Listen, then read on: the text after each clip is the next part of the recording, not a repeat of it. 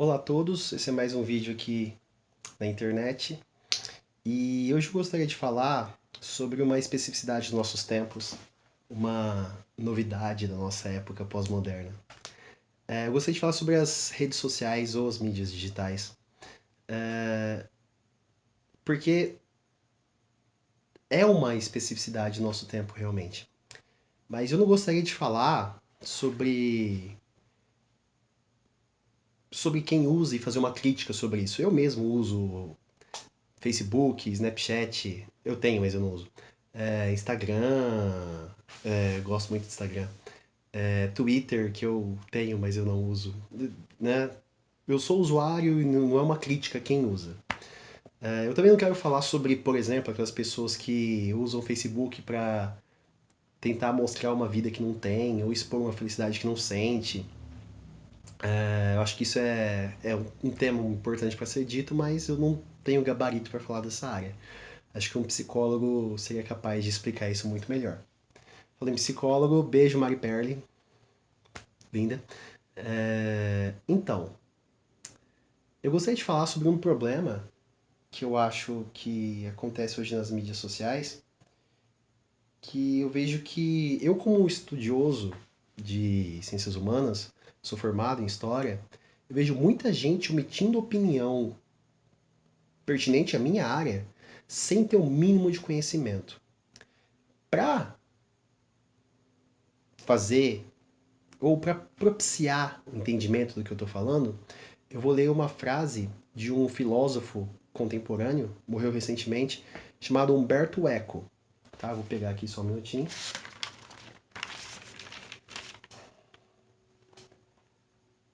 As mídias sociais deram o direito à fala a legiões de imbecis que, anteriormente, falavam só no bar, depois de uma taça de vinho, sem causar dano à coletividade. Diziam imediatamente a eles para calar a boca, enquanto agora eles têm o mesmo direito de fala que um ganhador do prêmio Nobel. Resumindo, a internet deu voz aos imbecis. E esse fenômeno é verdade? Sim, infelizmente é, e talvez seja até pior do que isso. Porque agora as pessoas se alinham, as pessoas se polarizam, como eu já disse anteriormente, eu vou voltar a isso. Elas começam a emitir opinião normalmente muito tendenciosas, sem respeitar a opinião alheia, elas começam a se degladiar, a brigar e discordar de todo mundo que não tem o pensamento alinhado ao dele, discordar e brigar com todo mundo que pensa diferente. Olha a polarização aí de novo. E outra coisa que eu também fico irritado é porque muita gente compartilha uma série de notícias que não tem a mínima credibilidade. As pessoas acho que não leem o que elas compartilham, ou pelo menos só lê o título da reportagem. Isso é nocivo.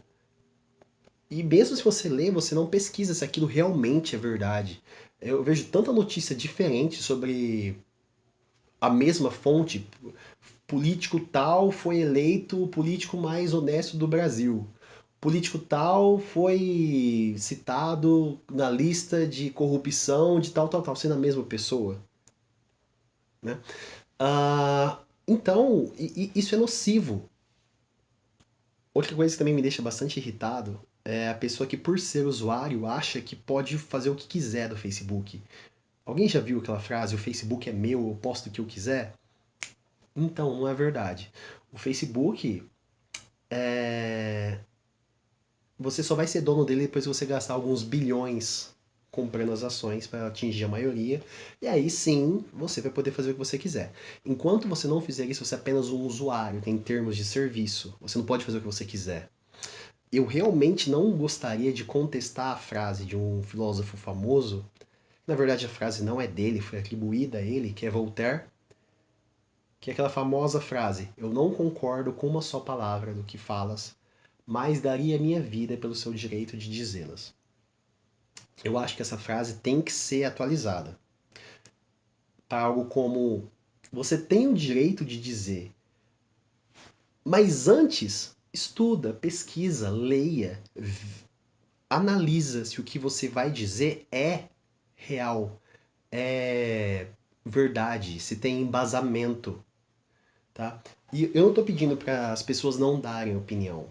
As pessoas têm todo o direito a dar opinião, desde que elas deem opinião embasada, dê opiniões fundamentadas, não no simples achismo, como o melhor para o Brasil é o governo militar, o melhor para o Brasil é acabar com a burguesia. Embasa isso, tá? E mais uma vez, quando você for embasar, faça de uma maneira que você não se alinhe.